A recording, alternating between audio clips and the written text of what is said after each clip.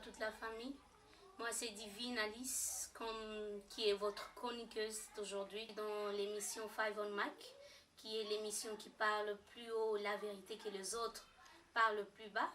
Et aujourd'hui, nous avons notre invité qui est pasteur Olivier Saka, qui est le pasteur visionnaire de Cité Bethel, ici en Afrique du Sud, précisément à Bethville. Bonjour, pasteur. Bonjour, ma soeur Divine. Comment vous allez, papa? Dieu nous fait grâce. Gloire à Dieu, nous sommes très contents de vous recevoir aujourd'hui, papa. J'ai une petite question du début.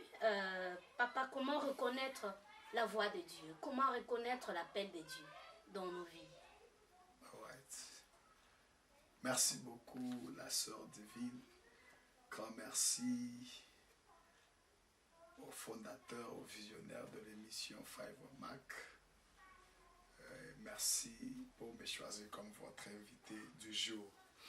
La question est pertinente. Comment connaître la voix de Dieu? Donc, dans d'autres termes, je peux dire comment une personne peut reconnaître que Dieu l'appelle, Oui. ou Dieu lui parle. Oui. Oui, ça c'est une bonne chose. C'est très simple quand Dieu parle à un homme. Quand je vais prendre mon propre exemple. Quand Dieu m'a parlé, c'était très simple. Et vous attendez que c'est Dieu qui vous parle. Vous ne pouvez pas échapper à l'appel de Dieu. Je me rappelle que moi, Dieu m'a parlé pendant que je dormais. Il m'a prêché. Donc, qu'est-ce que cela veut dire? Je fréquentais une église. J'étais allé avec un ami. Le pasteur a prêché, un papa bien que j'aime et que je respecte beaucoup. L'apôtre Hubert Bisache Kalinga. Et après, je suis rentré à la maison. Pour moi, bon, j'étais parti pour plaire à un ami. Et quand je suis rentré, j'ai continué ma vie. Alors, un jour, pendant que je dormais, le Seigneur m'a prêché pendant que je dormais. Et quand Dieu parlait, j'attendais la voix de Dieu. Donc, je sentais que ça, c'est Dieu qui me parle. Et c'était par rapport au message que j'avais écouté le papa prêcher. Et quand je me suis réveillé, je me suis senti, j'ai la paix, j'ai la joie, et j'ai dit, je dois aller à l'église. Ça, c'est avec moi. Et à part ça, dans mon parcours avec Dieu, Dieu parle de beaucoup de façons. Dieu parle de beaucoup de façons. Il parle par des visions, il parle par des songes, il parle par la parole. Il parle par de prophéties. Dieu parle même au travers un fou. Le fou peut parler. Dieu parle au travers des enfants. J'ai un ami pasteur, le pasteur Mike, qui Dieu lui a parlé au travers un fou en cours de route. Pendant qu'il passait, un fou le regarde. Il lui dit, pourquoi tu t'en soucies? Toi, tu n'es pas n'importe qui. Toi, tu es comme ça. Toi, tu es comme ça. Toi, tu... Et le fou lui prophétisait. Et après, il a reconnu que non, ça c'est Dieu qui me parle. Et quand il a saisi la parole, il a vu la main de Dieu. Papa, j'irai à la deuxième question. Comme presque toutes les églises nous prêchent toujours de bénédiction. Papa Nzambe Apambolayo, Oko Pambolama. Parlons maintenant de âmes déjà bénies. Il est né riche, il n'a pas de soucis, il n'a pas à se déranger de quoi se nourrir. Il nous trouve de fois boring, n'est-ce pas, papa? Pas tellement, parce que d'abord, la bénédiction n'est pas païenne. La bénédiction, c'est chrétien. Dieu est en train de dire, j'ordonnerai à la bénédiction d'être avec toi. Donc la bénédiction, c'est notre portion en tant qu'enfant de Dieu. Alors, on ne doit pas avoir mal quand on parle de la bénédiction.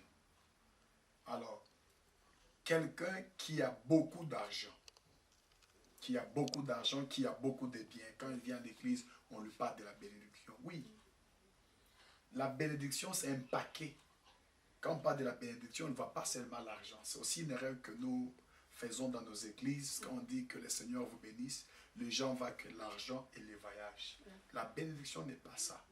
Il y a des gens qui ont beaucoup d'argent, mais qui n'ont pas la paix, qui ne dorment pas.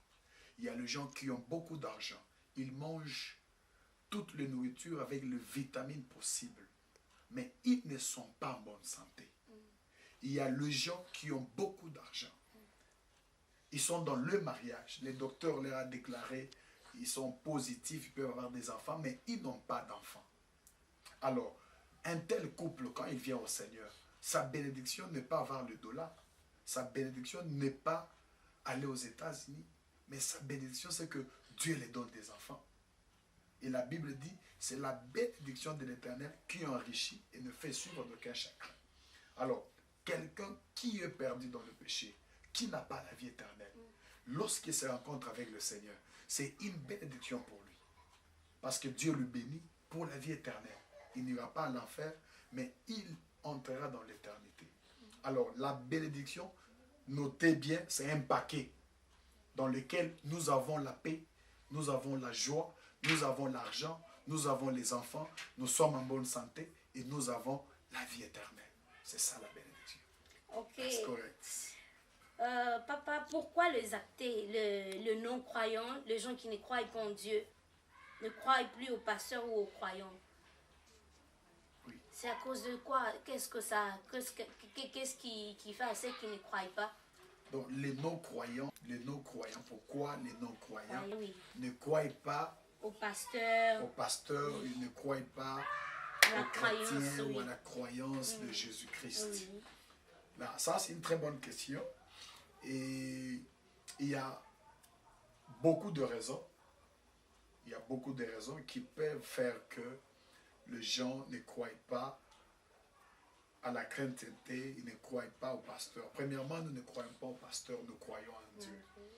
Et notre croyance en Dieu, c'est celle qui nous approche de respecter les autorités ecclésiastiques établies par Dieu. Nous les respectons, nous obéissons aux ordres qu'il nous donne. Alors, la croyance en Dieu, j'aime bien la prière que Jésus est en train de faire. J'appelle toujours ça en Jean chapitre 17. J'appelle ça, c'est un rapport sacerdotal. Jésus-Christ est en train de faire un rapport sacerdotal. Il dit, je n'ai rien perdu de tout ce que tu m'as donné, si ce n'est que le Fils de la perdition. Alors, le premier point, la première réponse à cette question, si quelqu'un est fils de la perdition, il ne doit pas croire. Parce qu'il est né pour la perdition. Même à l'époque de Jésus, Jésus n'a pas sauvé tout le monde. La deuxième réponse à cette question, il y a aussi les gens qui ne croient pas par rapport à notre comportement, étant qu'humain. Là, je vais un peu être ouvert. Vous voyez un pasteur voleur, un pasteur menteur, un pasteur escroc, un chrétien menteur, voleur, escroc, dans la bouche duquel il n'y a pas la vérité. Donc, ce genre de comportement peuvent aussi être une barrière aux autres de nous rejoindre dans notre famille. Étant qu'enfant de Dieu, la Bible dit à Matthieu, chapitre 5, à partir du verset 13e, la Bible dit, vous êtes les sels de la terre. Donc, le sel a comme objectif de donner du saveur à la nourriture. Et la Bible ajoute pour dire, vous êtes la lumière du monde. Donc, la lumière a comme objectif éclairer. Donc, nous sommes appelés à éclairer. Si nous éclairons en tant que lumière, le païen viendra nous rejoindre.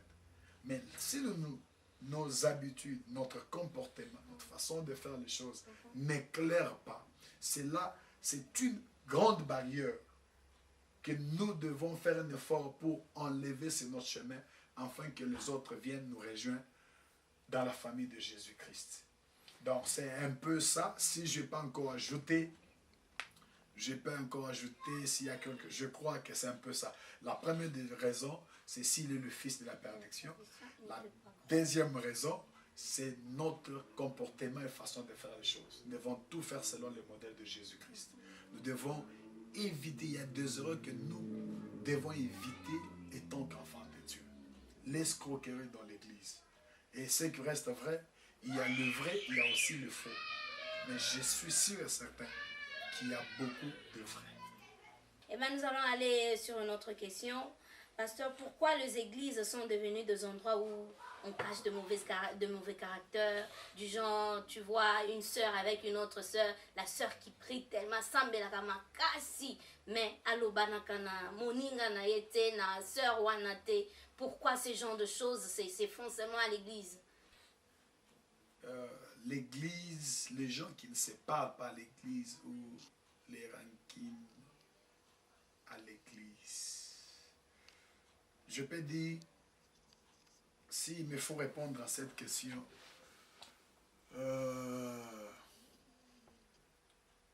ses frères ou ses sœurs ne connaissent pas son vrai et sa vraie identité. C'est ça ce que je peux dire. Ne connaissent pas sa vraie identité. C'est comme je viens de dire, nous sommes la lumière du monde. Et tant qu'enfants de Dieu, en nous il y a le pardon. Le pardon est en nous. Parce que Jésus-Christ est le pardon. Alors, si ma soeur m'a fait du mal, je ne vois pas pourquoi je dois garder silence. Je ne vois pas pourquoi je ne dois pas lui faire parler. Je dois réunir ses courages de lui parler et de lui pardonner. C'est pourquoi nous disons, nous sommes la lumière. La lumière a pour travail, mission éclairer. Lorsque l'ampoule éclaire, on l'élève. Lorsqu'elle cesse d'éclairer, on les fait descendre et on les jette. Donc, être à l'église, pour moi, étant que lumière du monde, on doit éclairer, on doit pardonner. Quelqu'un à l'église, il ne pardonne pas, il est dans la vie de trouble, il est dans la jalousie, il n'est pas chrétien. Il n'est pas encore chrétien. Il n'est pas encore chrétien. Parce que connaître Christ, c'est vivre selon le modèle de Christ. Pasteur Olivier, Oui, maman. dans les temps anciens, on avait moins d'églises et il y avait moins de péchés aussi. Okay. Mais si on regarde bien pour le moment, il y a plus de péchés et plus d'églises. Mais on a tendance à voir que malgré qu'il y a plus d'églises, les péchés ne diminuent pas. Qu'est-ce qui cause cela? C'est qu'il est écrit quelque part, le péché abonde et la grâce surabonde. Alors, le temps passé, comme vous le dites, il n'y avait pas plus de péché. Les gens ne péchaient pas beaucoup. Il y a certaines choses qui étaient interdites. Mais aujourd'hui, il y a beaucoup d'églises, mais le mal continue à croître. La réponse est très simple. Vous devez aussi lire le temps. Nous sommes l'église des dernières heures. Ce qui veut dire on est dans les temps de la fin. Oui, nous sommes dans les temps de la fin. Okay. Alors, le temps de la fin, l'Antichrist va apparaître et nous voulons sauver un peuple à part pour Jésus-Christ. Alors, c'est comme la Bible dit, laissez l'ivraie et les bleus faire croître ensemble. Donc, les temps de la moisson, on saura qui sont dans le vrai, qui sont dans le faux. Alors, moi, je dirais, nous sommes pendant les temps de la fin. Toutes ces choses doivent arriver selon Matthieu chapitre 24 et 25 pour accomplir la parole de Dieu. La guerre, la jalousie, le viol, les tueries, toutes ces mauvaises choses doivent arriver. C'est l'accomplissement de la parole de Dieu. Alors, moi, je ne vois pas un problème. C'est pendant les temps de la fin, malgré le péché, mais la grâce est là pour nous soutenir. Wow. Merci beaucoup, pasteur. Merci beaucoup d'être passé à l'émission 5 on Mic. On vous remercie beaucoup de votre présence. Merci à l'église Cité Bethel. Et merci à vous tous qui nous ont suivis.